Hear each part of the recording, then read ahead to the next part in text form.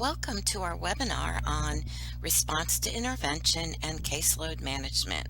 I'm Debbie Lozo, and I worked in the public schools for many years and was a supervisor for a speech and language program in a school district.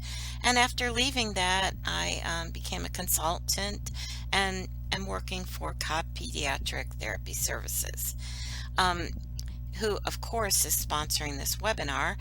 And with their insight and looking at what we can do to support therapists, developed our learning management system called Cobb Connects.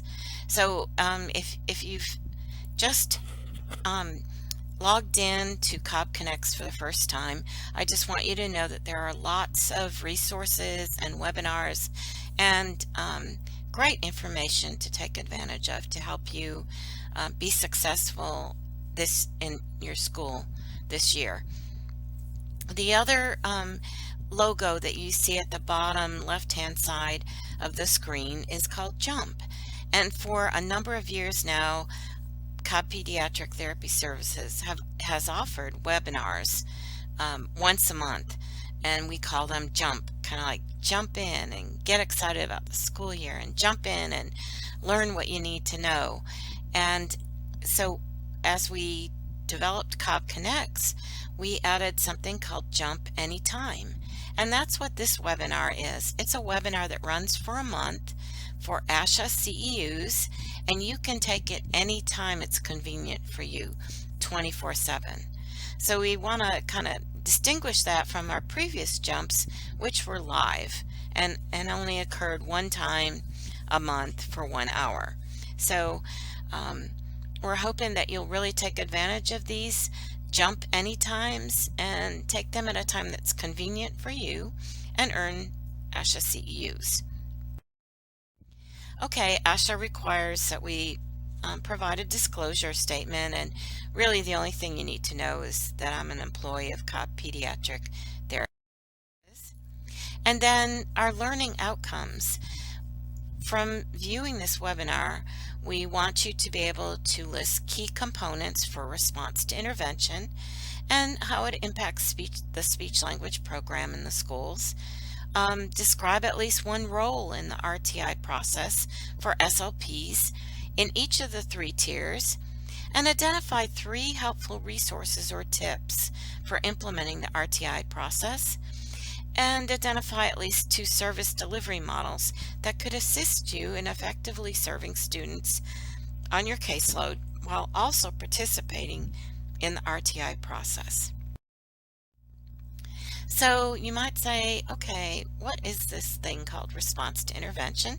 Because it's kind of a different term or terminology. It's probably not one that you or I would have picked out of the broad range of terms to describe the process, but basically it came from research involving interventions that were provided to students before they were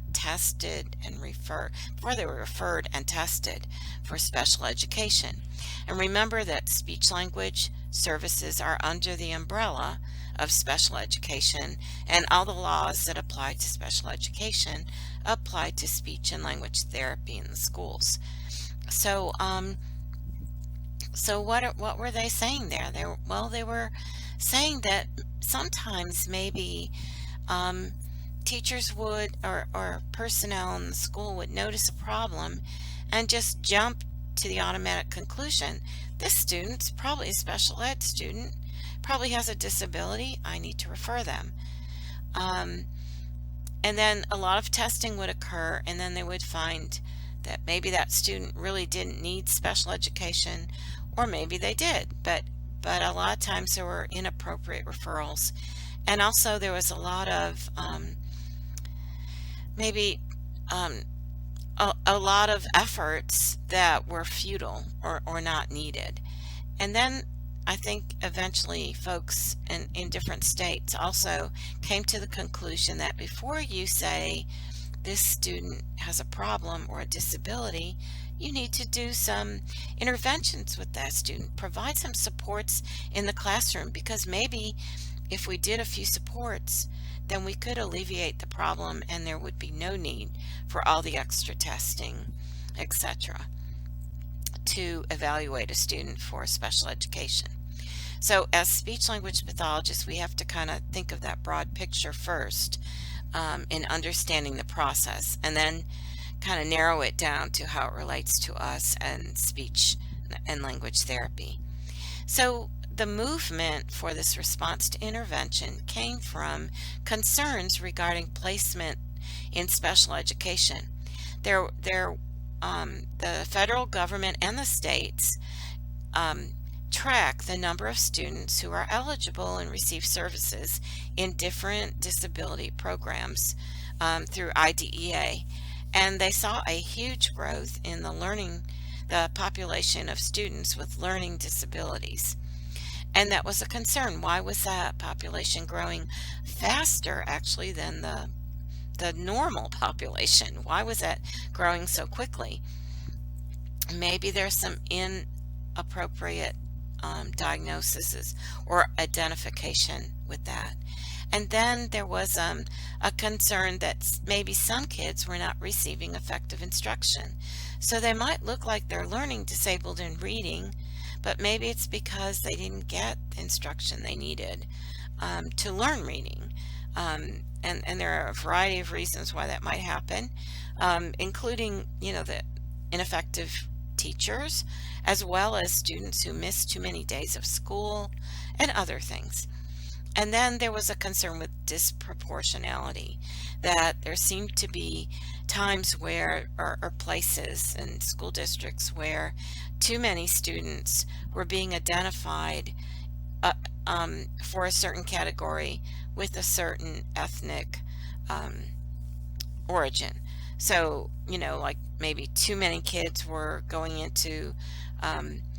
were being identified as ADHD and other health impaired from high socioeconomic areas. Maybe too many kids were being identified as emotional behavior disordered from low socioeconomic populations. So they were looking at a lot of different things, kind of making sure that you're not over identifying in certain for certain populations. Many states, though, even with all those concerns, had already previously passed some laws or regulations requiring that a pre-referral process was in place. Sometimes it was called student support team. Sometimes it was called a case study team, but most of the time they involved some types of supports, interventions, extra work with students before the teacher could refer, or before the school district could refer the student to special education for an evaluation. So that's been in place for a while, and then but not in every state, and it was not always working effectively in every state. And then there was a purpose behind all of this response to intervention, to really solidify early intervention and prevent students in being labeled as special education or having a disability until we really knew that's really the case. So if we look at the blocks of color there, the little blocks of text on the left, the other thing that's important to remember as we talk through this is that all states and school districts must comply, but they each develop their own procedures. So we are seeing procedures vary from not only from state to state, but school district to school district, and even from school to school. One school may have a really effective program, and a mile down the road, another school does not. So you just, or it has different procedures. Things vary. We will look at RTI from a national and state and local level, and then we'll talk about some of the different terminology, but just to make you aware that many school districts call RTI something different. They might call it the Pyramid of Intervention process, which would be the POI, or they might call it like I said, student support team or case study team, or there are different names for it, but there are similarities in the process.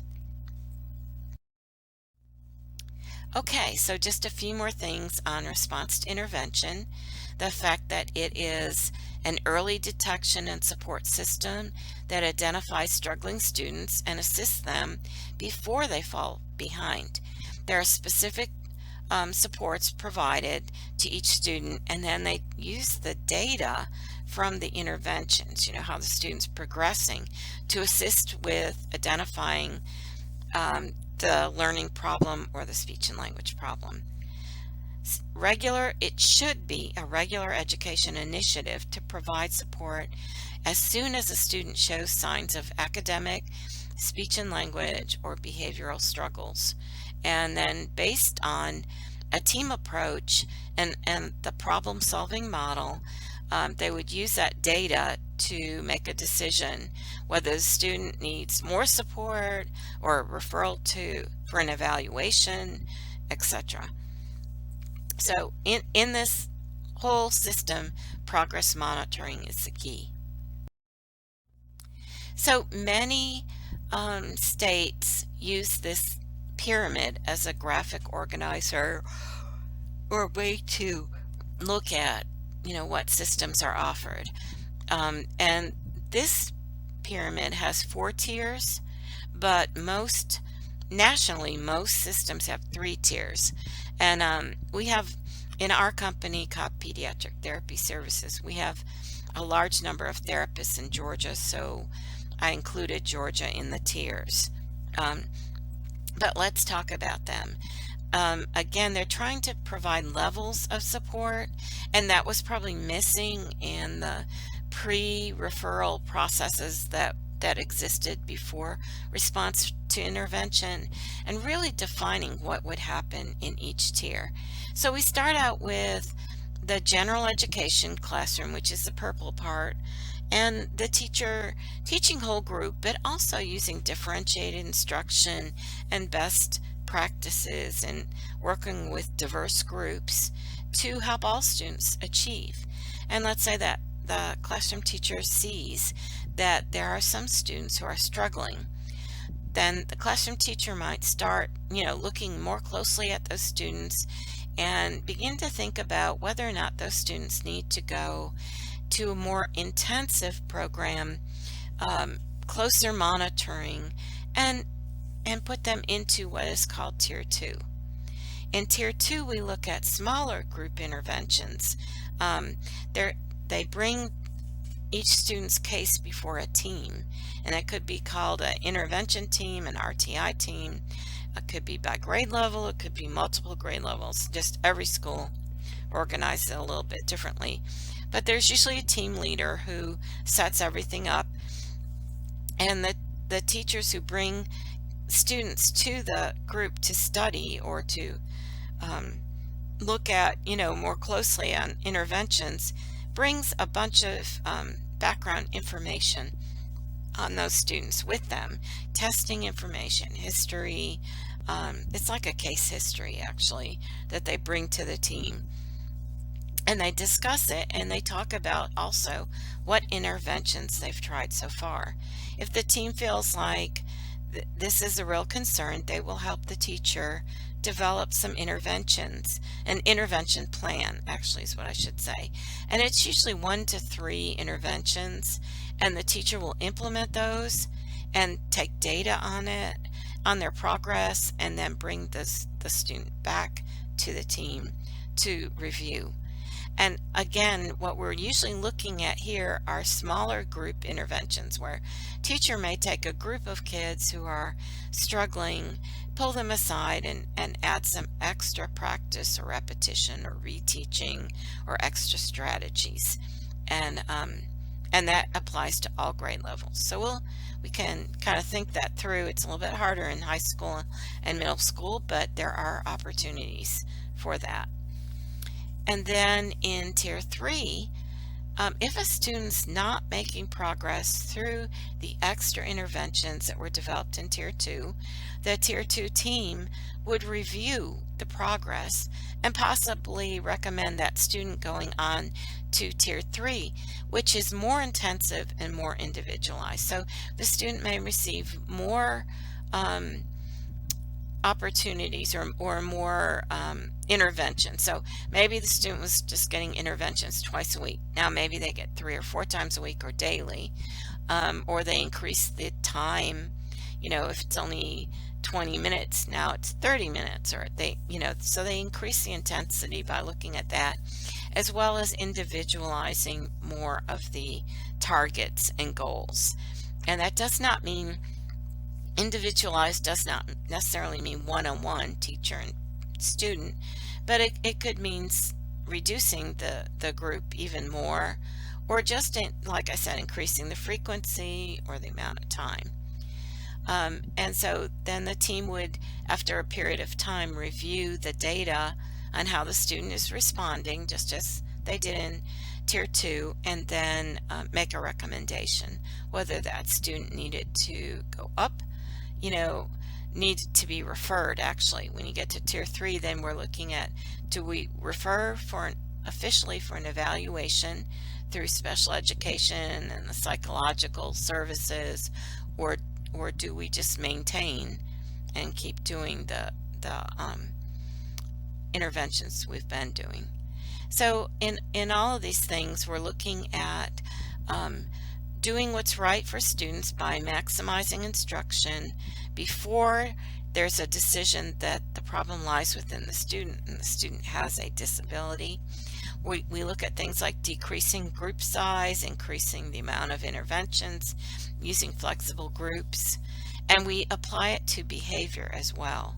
So kids who have emotional behavior issues, we go through the same pyramid, but we would also look at the things like school-wide discipline, classroom behavior management plan, individual behavior plan. And then in this slide, I just wanted to kind of reinforce the fact that students who have significant problems may move up the tier, but it's also true that if, for example, they're successful at Tier 2 or Tier 3, if the interventions work, then they can move back down through the pyramid. So it is not necessarily always meaning that anyone who starts in Tier 2 ends up in special education. That's not the case. The case is, trying all that you can. And some of the things that we look at here as you're looking at the slide are looking at response to the intervention, such as a slow rate of learning or the achievement gap widening, that falling farther behind their peers. Those would be indications to move up the pyramid. But good response, the learning increases, they're closing the gap, they're getting closer to their age-appropriate peers, then we move down the pyramid. Okay, so we also wanted to look at this from a national perspective, and here is some information from ASHA, which really goes along well with what we've been talking about so far, that all students receive high-quality classroom wide instruction at Tier 1. They're looking at the core curriculum, differentiated instruction, varied approaches and scaffolding, possibly universal screenings. We'll talk about that as they relate to speech in a minute. But universal screenings for academics, there are different programs out there like DIBELS and others where students can take tests, often electronically, and they do them at certain grade levels to try to pick up on kids who are far behind without even, in addition to the teacher's observations. And then progress monitoring, watching their progress throughout the school year to see if that, if there are indicators there. Tier 2, same idea. These at-risk students who are identified get more intensive and specialized instruction. That could include opportunities in both large and small group formats, um, increased emphasis on differentiated instruction, maybe some additional supports, more frequent progress monitoring. And there are some school districts who bring in specialized software programs or even specialized coaches or reading teachers, or folks with expertise in reading and math or different areas at tier 2, or if not at tier 2, at tier 3. So it actually can look different depending on the school you're working in. At tier 3, the idea behind is more intensive, frequent, individualized interventions, both small group and individual instruction, and then repeated progress monitoring, and then at the end of tier 3, looking at a possible referral for a comprehensive evaluation by a multidisciplinary team. And we'll talk a little bit more about that when we get to referral, but basically what the law is saying now, what we're saying now, is that whatever is identified during the response to intervention process, whatever problems are identified, then if tier 3 recommends an evaluation, all areas have to be evaluated. And sometimes the evaluation can involve records, just of what's being tested in the classroom, and if the student's taking math tests, and maybe the standardized state math test or section of the test that deals with math, and they do fine, that would be evidence there's no need for testing.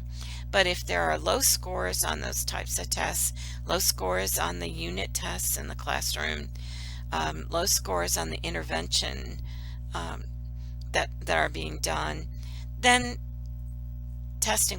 actual testing would be done to target those specific areas. Likewise with speech and language. If interventions show that there is not progress being made in the different tiers, then specific speech and language tests would be indicated in this comprehensive evaluation. And the SLP would be part of that multidisciplinary team. Okay, so let's look at the SLP's role in the RTI process. Judy Montgomery, kind of a great author and leader in our field, spoke in Atlanta back in 2007 and said these things in her RTI session, which still apply today, that SLPs have unique knowledge and skills and strategies. And it's important to kind of reinforce that within ourselves, because sometimes the people we work with don't always remember what a great asset speech-language pathologists are in our knowledge and background. So it's good to kind of remind ourselves that we have that knowledge and the connection between language and literacy, between spoken and written language, our pragmatic knowledge, our knowledge of social communication skills, oral expression for our TIC, voice and fluency, and assessment and intervention. And we can help that classroom teacher to adapt academic language, emphasize key information, provide concrete examples for abstract concepts when students are struggling. So we have a sample case here, and I'm going to go through this one rather quickly. She is a student with an articulation disorder, possible articulation disorder, and I just want to walk you through the process. And it's just an example, keeping in mind that your school district may have different steps, or what I'm finding is there are some things that are very common throughout different school districts. I've worked with different school districts in different states, different across school districts in my own state, and so I see that there are some things that are in common, and then there are others that are not. So let's just kind of walk through this one quickly. We have a student named Angela who's in kindergarten, and her classroom teacher notices she's having some difficulty with sound letter recognition, rhyming, and her overall speech.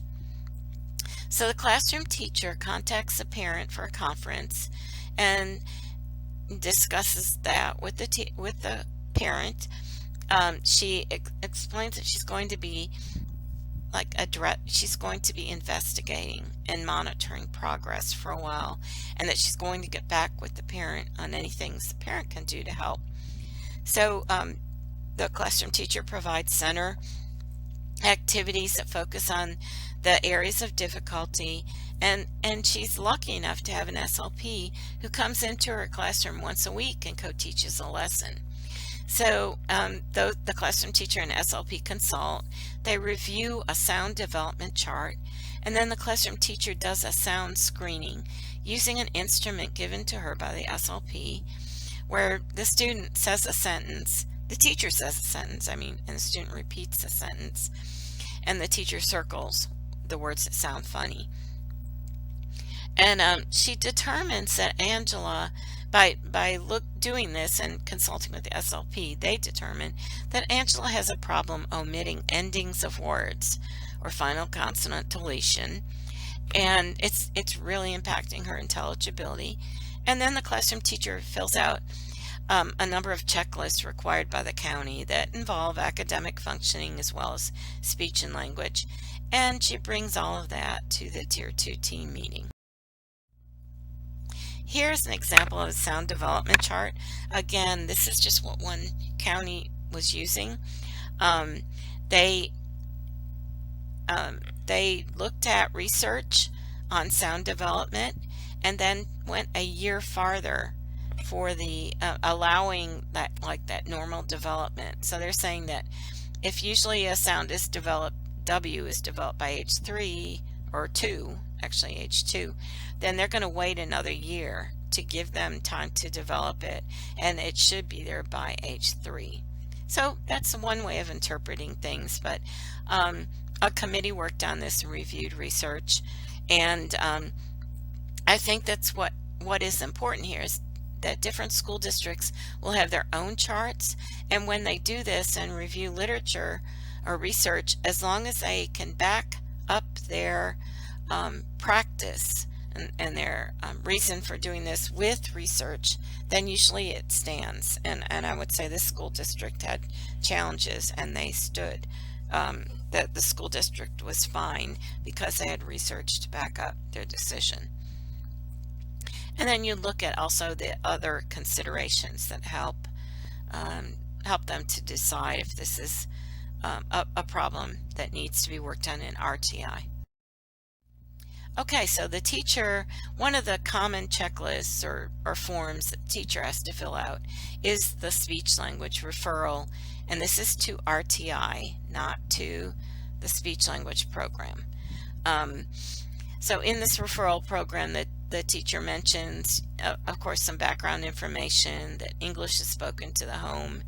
She doesn't have a dialect, but she is not performing on grade level in reading, but is fine on math.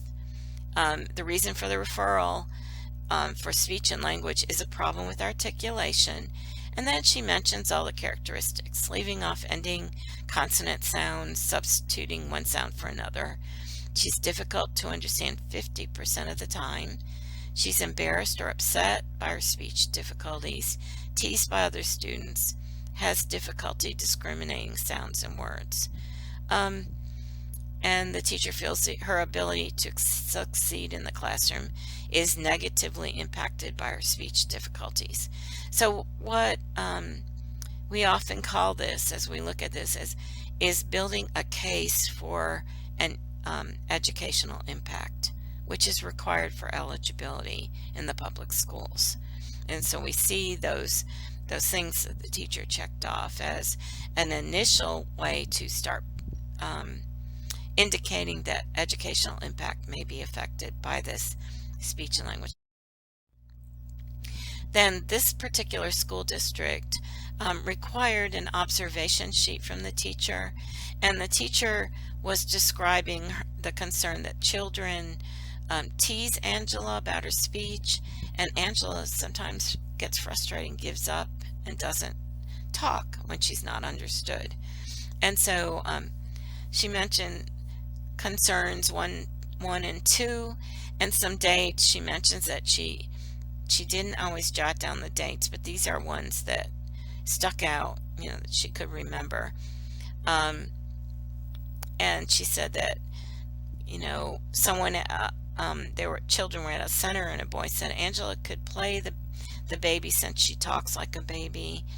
And then another time when Angela was crying, and when the teacher asked her why, she said that a group of girls called her a baby. So she's beginning to indicate that there's she's got some social emotional issues related to her speech problem. So the teacher brings Angela to Tier 2 committee meeting or team meeting, and they decide that she needs some interventions 2 times a week for a 6-week period. And the classroom teacher will provide this during small group assistance or center time, in a small group kind of setting during center time. And she will work on the sound letter recognition, the rhyming, and speech sounds. The classroom teacher conferences with the parent again, and parent agrees to work on sounds and letters at home with Angela. Classroom teacher continues to consult with the SLP, and the SLP continues to co-teach a lesson once a week and continues to help monitor Angela's progress. After 6 weeks, Tier 2 committee decide that the data does not indicate enough progress, and they recommend Angela for Tier 3. In Tier 3, again, this is this school district, it's or school, it's not necessarily required. The times are not required at all. It's totally individual to what the school or school district decides. But in this case, they decided that Angela needed some interventions daily for 6 weeks. So during the daily 6 weeks of Tier 3, the teacher provides individual drills for Angela on rhyming words and letter sound productions. The SLP provides drills for correct production of final consonants for some specific sounds or targeted sounds. They collect the data, and then they meet again after 6 weeks, and Tier 3 reviews the data. Letter recognition and rhyming skills show improvement. Little improvement is seen for final consonant deletion. And I would say here that, again, it depends on your school or school district procedures, but 6 weeks is it could be longer or shorter depending on your school district. Okay, so here's a progress monitoring plan where they describe what's going to happen in Tier 3. Here is a data sheet, and you can take a look at that for a minute. The major thing is, if you look at the percent correct, while it does increase gradually, it's still low. And this is just an example for a week. You would have 6 weeks of data sheets. So it's just an example, but if we say this is near the end of the 6 weeks, that 50% is not really very high. And the final consonant deletion, the final consonants are looking there are T and P and D. So as we go through this, just kind of be thinking about, well, what is different in this explanation from your process? And if you want to, just think about that. If you want to share information, you can definitely email me. That will be at the end of this webinar, since the one that you're going to be looking at is the Anytime 24/7, so we won't all be in at the same time.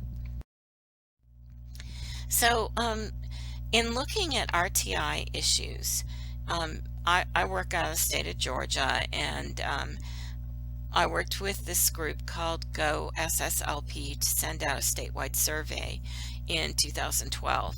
And we were just, again, trying to look at what are the issues that affect SLPs. And we didn't have a huge, we have a much larger number than the 200 some here listed, but we felt like what they sent in, the folks who completed the survey, was representative. So,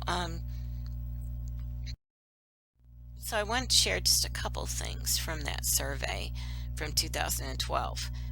Major thing is that there's quite a bit of variation. So we asked, what is your role in Tier 2? Just kind of looking at, what do you mostly do? Well, 54% said they provide strategies and progress monitoring tools to teachers and assist in choosing interventions. Okay, so that sounds like consultants coming in helping the teachers, but not necessarily providing the interventions. 32% act as a consultant and guide teachers and make recommendations. Maybe not as strong or as many activities as the first row, where we had 54%, but if you combine them, you see that that's the majority.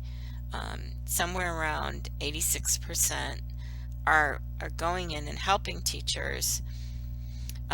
Only 12% provide direct services to students at that time. And as I've worked with different school districts within my state and outside of my state, I see that that's all over the place. Like many school districts do not provide services at Tier 2, but then there are probably just as many who do. So it really does depend on where you're working. 9% said they observe students in the classroom. To me, that seems like that should go with that consultant part, but maybe not always. 9% collect and review data. So I would think the classroom teacher should be responsible for collecting the data, but maybe the SLP helps review it to look at what the next step is. 8% said they were not involved at all at Tier 2. 7% said they screened students. We're going to talk a little bit more about screening and universal screening in a minute. 6% said they attend RTI meetings regularly. Most of the time, as I've talked with SLPs, they say that they get invited to RTI meetings, those tier meetings, and they're talking about student, when they have one where speech and language is a concern. There are also many who tell me that they don't get invited and they feel like they should be. So I'm not, again, it depends on your school district. But most SLPs feel like they should be invited. They may not, if they're itinerant especially, be able to go to all of them, but they wouldn't attend them on a regular basis. Like, gosh, if the second grade Tier 2 and 3 team meets every, I don't know, Tuesday at 9 o'clock, well, SLPs aren't going to be able to make that. But they could if they're invited when there's a student of concern.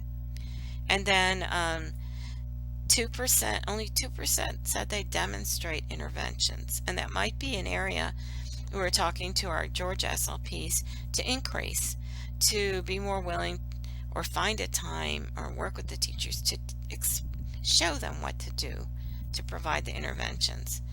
And only 1% said that they coordinate the RTI process for speech. And I would say to you, or my recommendation, at least for what I know of RTI, is you should not coordinate the process. It should be a general ed initiative, and you should be called in as needed. But okay. So then we asked them, when they filled out that survey in Georgia, to tell us how much time they spent giving direct services. And you will notice here on Tier 2 that 85% said none. They do not do any at Tier 2. But then there's a variety of folks who do provide some interventions at Tier 2. And then at Tier 3, the major amount of time, 85% or 85 of the respondents said that they provided services 30 minutes a week with the students who are targeted for speech and language. And then you'll see 52 said they spend 15 to 20 minutes and on down. And there's still like 30 that said they do not provide any interventions. So to me, this looks kind of all over the map in that SLPs are involved in Tier 2 and Tier 3 for direct services in different ways.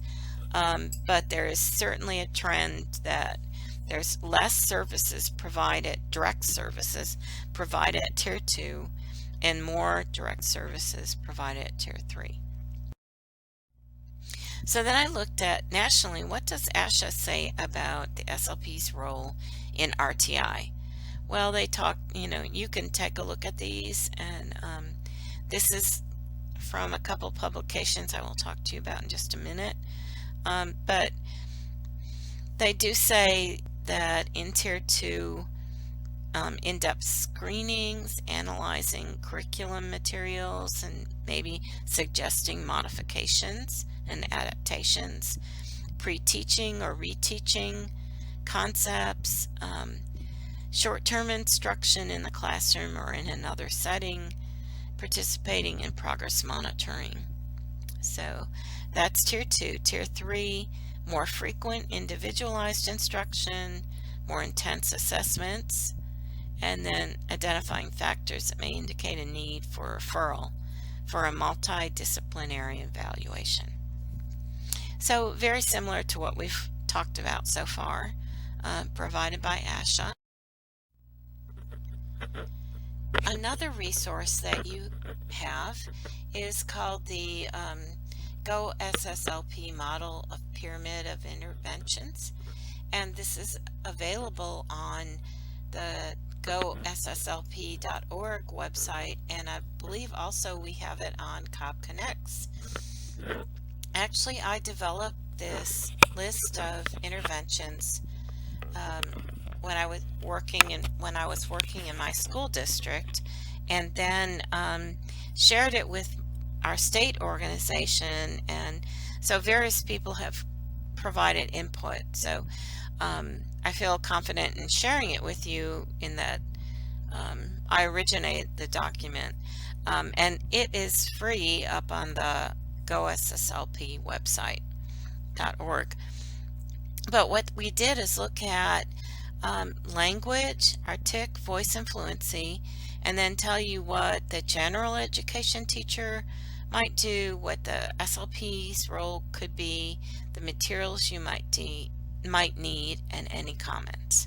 So I just wanted you to be aware that that was available. And the funny thing about that, I see it up on a number of websites anytime I Google RTI. I usually try to update any information I have or any new resources every time I do a workshop, and when I do that, I find my work in my school district and my state organization's information up there. A lot of times it does not have all the identifying information, but somewhere they cite that it came from us, so it's still good information. In this slide, we are looking at how students are served when they receive RTI direct services in the Georgia survey. So what models are used? We see that 70.5% are served in the speech therapy room, which I was sort of surprised about, but whatever that amount of time is, they are pulled into the speech therapy room to receive interventions while they're in the RTI process. 64.3% were served in the classroom, back of the room or some part of the classroom, and then 50.2% were served in the hallway. They're pulled out of the classroom, given 10 or 15 minute kind of speedy speech kind of interventions, and then sent back in. So we thought that was interesting and a piece to think about as we go through this whole process.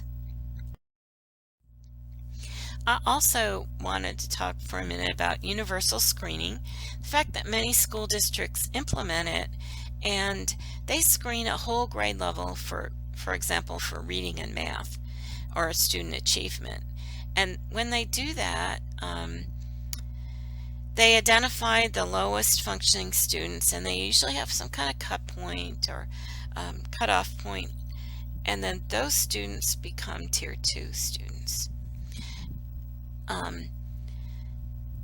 There are a few school districts that I've worked with who implement universal screening for speech and language disorders, usually around K1-2 and not the older grades.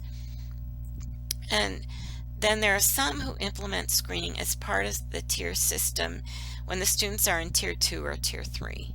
So I want to talk about that just a little bit. The school districts who develop their own screening instrument often develop their own norms or cut points, or, above this, they're fine, below this, they have a problem or potential problem and need interventions. And then some school districts purchase commercially developed screening instruments. And I wanted to mention some of the screening instruments that I've seen school districts use. And again, this is up to you to whether or not this is useful. It depends on your school district as well. But for comprehensive screening for young kids, the Flu-Hardy 2 is used up to ages 6-11.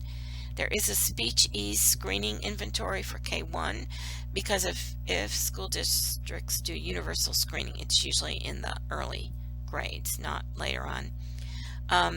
For language, there is a PLS screener going up to 7 years, 11 months.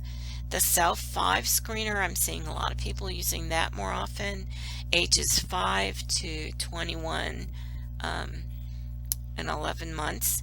There is a Self-5 preschool test, but I did not find a screener for that one. KLST2 is also used, kindergarten language screening, up to ages 6-11. The TEAM, test for examining expressive morphology, goes up to, say, ages 7.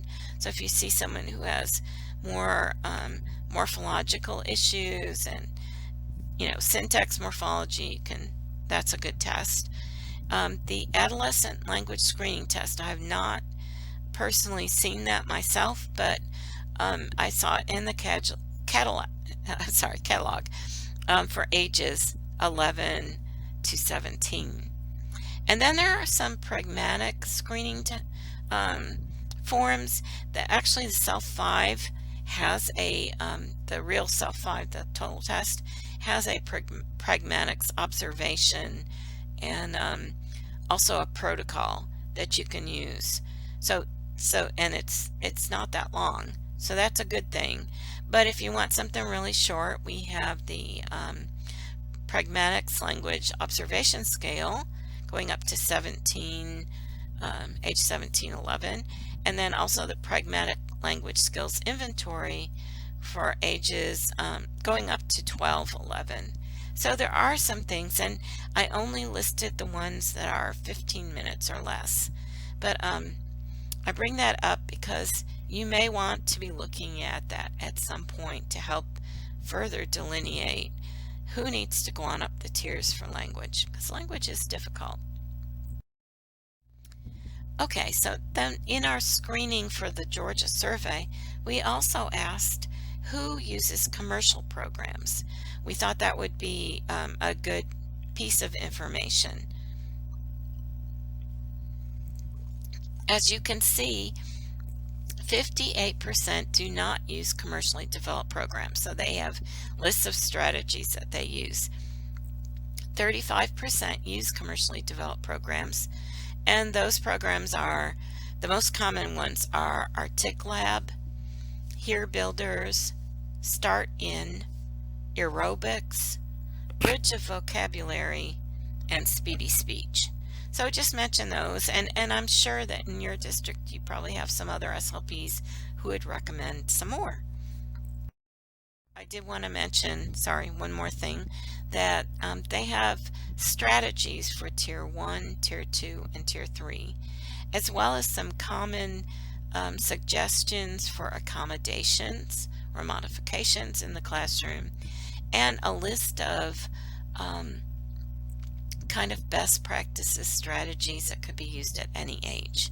So there are some good things in these books, and what I've found, and I'll talk through this as we go through things more, the problem is that in Tier 1 you really don't have control over what the classroom teacher is doing and what strategies they've tried. And then the strategies in Tier 2 and Tier 3 kind of build on those. So I tried to come up with some other resources for SLPs, and I'll share those in a minute.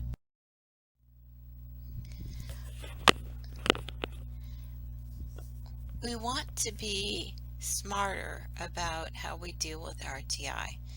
And I saw an article that was in Exceptional Children talking about smart RTI, just looking at prevention. And they just talked about how we have a smartphone, we have smart cars, we have smart many things.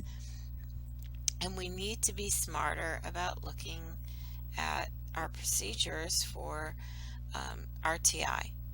And so we kind of took that idea, and I worked with Cheryl Stewart and Julie Williams to develop an article for SLPs called, Smart RTI for SLPs. And it really has, we tried to take out, the most important elements that would apply to SLPs and apply those to this idea of smart RTI. So when we talk about that, we talk about screening for false positives. So meaning that we start seeing all these issues that look like positive disabilities or a possible disability. And then what do we do to screen that out so that we are not dealing with so many inappropriate referrals? And then looking at stage 2 screening for narrowing down that prediction of who needs the interventions, and then who needs to actually go directly to Tier 3 and skip some of these issues.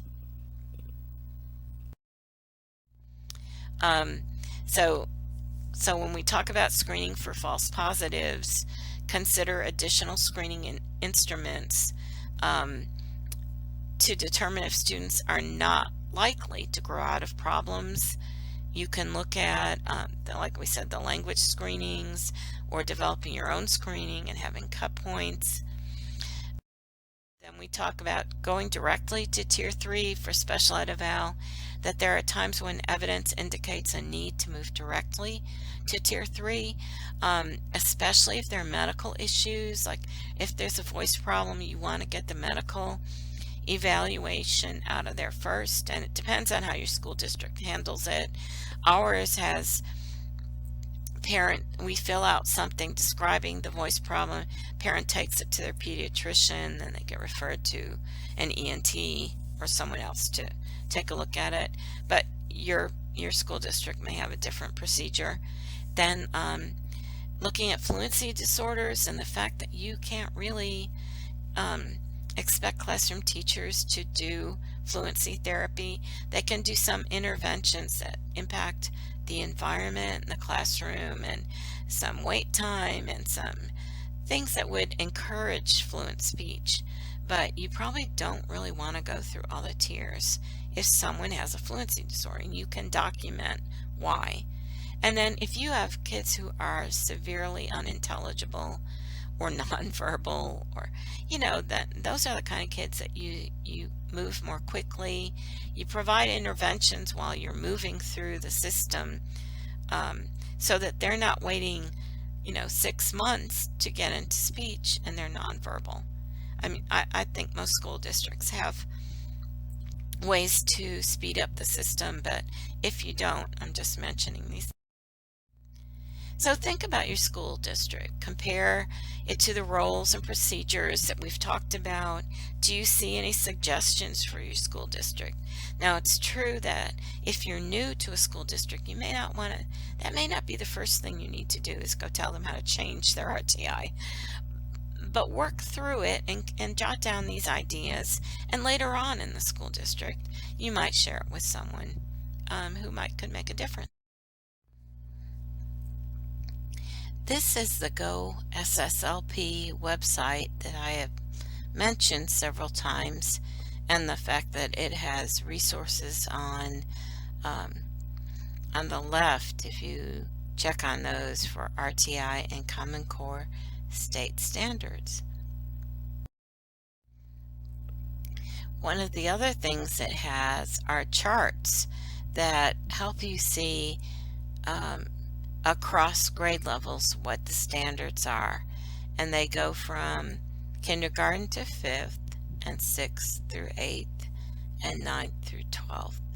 And just want to reference that to you and encourage you to take a look at those, and they are the exact wording from the standards, and only occasionally we might abbreviate something to fit them on a page.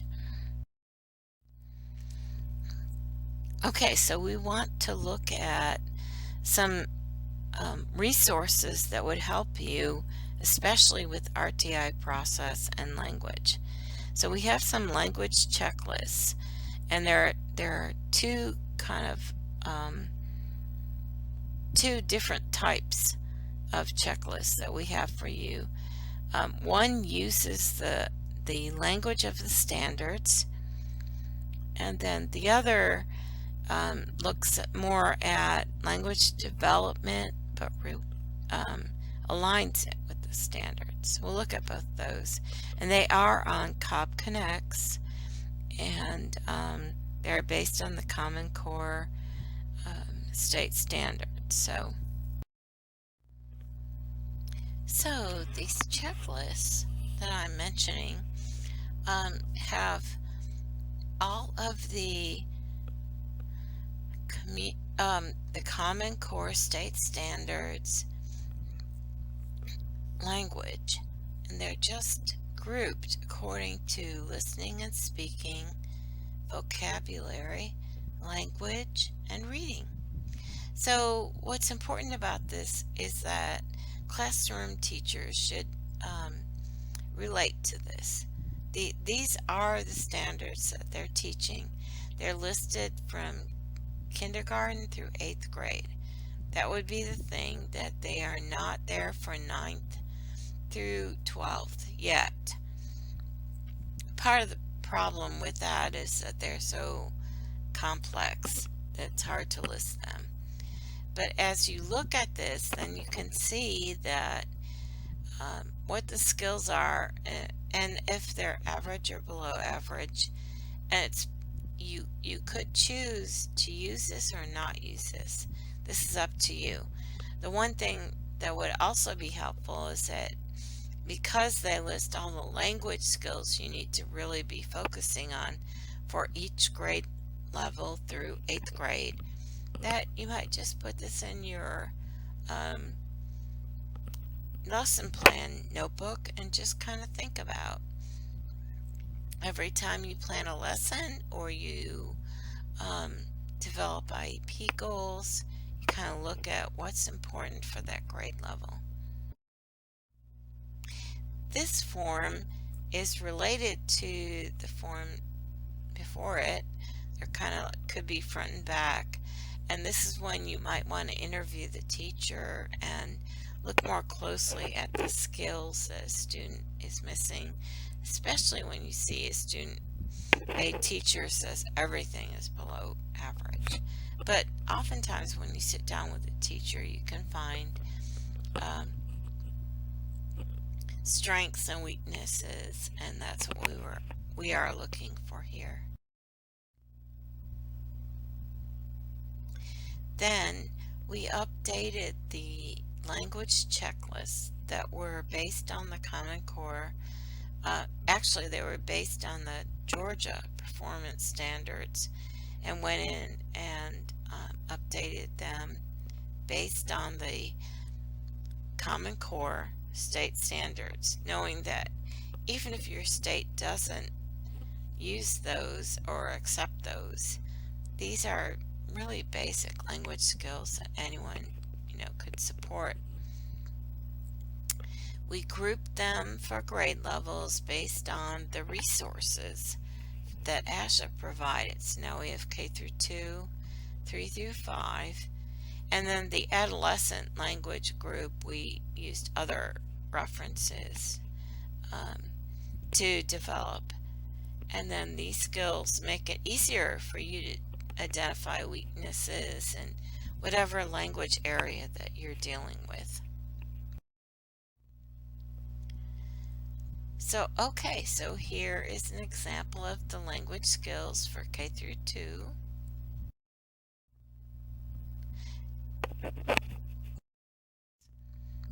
So here are the strategies. Here's an example. So we've got Larry, who is a 7-year-old student in 2nd grade. He has an inclusion special education teacher in his classroom for some of the periods, mostly reading. So this is an example. Larry does not have an IEP yet. He's not been referred yet.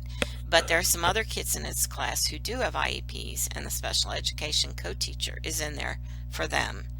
But that also means the special education co-teacher can help out with other struggling students. Larry has difficulty with vocabulary, following directions, and verbal expression. His teacher suspects that there may be some other difficulties with general language comprehension as well. He is reluctant to participate in classroom discussion and activities. His word recognition, reading comprehension, and fluency are also areas of weakness. So in Tier 1, remember that's the whole class, the classroom teacher completed a review of his file and noted low scores in language arts and reading on the district assessments. Math scores were within normal limits.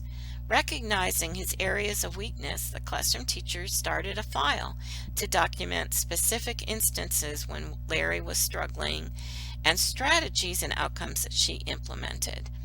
The following strategies were implemented: repeating directions for him, extra practice with vocabulary words, and pairing Larry with a stronger student for some activities. The classroom teacher also asked the SLP in the school to observe Larry. The classroom teacher and inclusion teacher informed the SLP of their concern regarding Larry. The classroom teacher contacted the parents to inform them of her concerns as well. Here is an example of the Common Core state standards checklist, where we have all the standards that relate to what we do in speech and language on one page, and you can see that he's not participating as much in conversations. He can basically follow the common rules for conversation, in general, but doesn't participate much in the classroom. He doesn't build on others' talk in conversation or ask for clarification. He's below average on recounting a story or telling about ideas or asking or answering questions or telling us, we mentioned that, telling a story. He's probably okay as far as using visuals and drawings to help him tell about something. The teacher said that was okay. He generally does produce complete sentences. If we look on, that was on the left, on the right under language, you can see that most of the time he uses standard English. He has a few problems with plurals, which a lot of kids do in 2nd grade.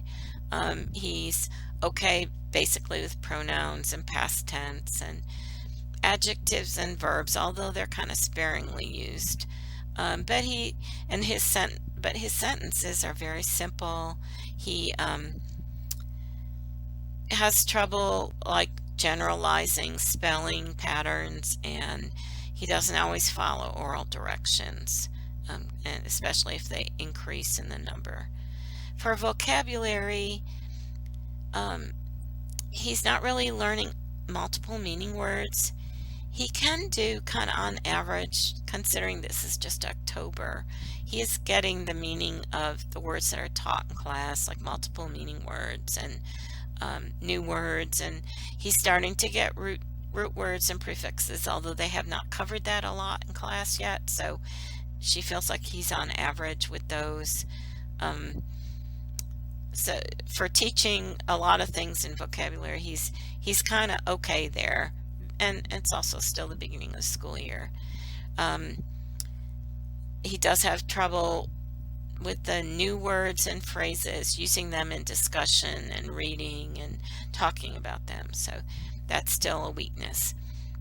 And then over on the right at the bottom for reading, he's kind of below average in almost everything, except he can tell who the characters are in the story, in the major events at a basic level. So as we look at that, we can tell that he's definitely an at-risk, especially for language. So if we ask the teacher to go ahead and fill out this checklist for language skills, you see again that most of them are below average. And this goes into more developmental skills and breaks down some of the skills that are under the standards. But overall, the teacher says, at the bottom there, the student has support from family. They see a difference in his learning from other siblings. Key areas of concern: comprehension with vocabulary, WH questions, retelling stories, main idea, following directions, and expression, using vocabulary, describing, participating in classroom discussions. So those would be the areas that we'd want to target first from strategies, and generally only 1 to 3 strategies should be worked on in RTI, even though it looks like he has a lot. So what our committee recommended was that he work on the basic vocabulary skills, like providing more exposure to the basic concepts, using visuals, maybe flashcards, and then incorporating, so it's not 2 different strategies. Once we've worked on those words some, then incorporating, categorizing or grouping or classifying those same words. And then we looked at language comprehension, and we felt like answering WH questions would be one of those areas we'd want strategies applied. And then retelling stories, because that could involve a lot and get him more. The WH questions and the retelling could get him expressing ideas more often and possibly participating more in conversation. So basically 3 language strategies that we would implement in Tier 2 and then adjust them. Okay, so kind of think through this. How could these language checklists be used for students with IEPs? Could you use them sometimes to update current functioning? Get the teacher to fill them out before an IEP. Would they help you develop new goals and objectives? Going beyond the RTI process, but into other areas, help you track progress in the classroom on language. So when you go back to your school district, kind of think about this. How could we improve our RTI process for speech, gain administrative support, improve teacher training and understanding of the process, because that was big in our Georgia survey that teachers needed more training. Of course, SLPs didn't always feel like they could access teachers to provide it, but there are some ideas. Increasing teacher implementation of the RTI process. That was a frustrating part that sometimes SLPs felt the teachers did not do all they needed to do to implement it. And then managing your workload for RTI. So just a couple, very briefly, a couple of resources, and we'll end this webinar. But there's an article from the ASHA leader, and it's still up there on the ASHA website, about fitting response to intervention into a heavy workload. And A couple things, one of the key things that they point out in this article is that when you are working on RTI, you need to look at a continuum of service delivery models, being more flexible in your scheduling, not everybody for 30 minutes twice a week or whatever, but looking at some flexibility there, building in some time in your schedule for observation and assessment and RTI meetings, um, looking at data-driven decisions and advocating for yourself in the roles and responsibilities that you have in your school. And so I did want to include that we did a survey to ask SLPs what models they used with their students who already had IEPs. So not in the RTI process, but already identified as having a speech language disorder and having an IEP.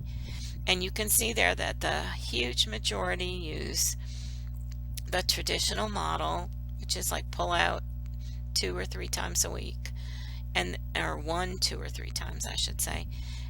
But there's more use we're beginning to see more use with in-class models, going into special ed, going into general ed, combining them and sometimes pulling them out, sometimes going in. So maybe one day I pull them out, one day I go into the classroom and consultation. So I want to encourage you to do that. Here is a description of, in general terms, of the most common delivery models that we see in the schools. If you are interested in learning more about workload or caseload to workload, here's some information from ASHA that could help you. Here are the references for this presentation and more information if you're interested. And we'd like you to go to Cobb Connects for more information on other topics and resources. Also connected with this webinar are the checklists that I showed you earlier. There are language checklists and strategies and standards charts linked from this presentation. And then in order to get your ASHA CEUs, you need to take a quiz, which is also linked with this presentation.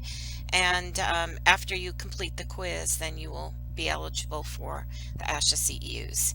Thanks so much for attending our webinar. There's my email address if you have any questions or want to discuss more about RTI. Thanks so much.